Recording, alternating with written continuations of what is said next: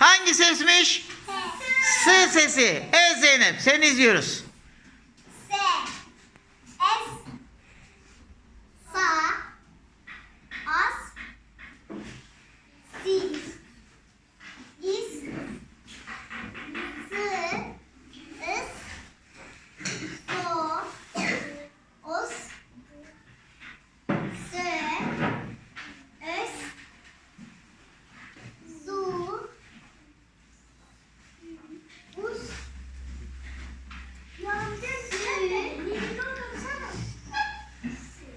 Evet, alkışlıyoruz arkadaşımı.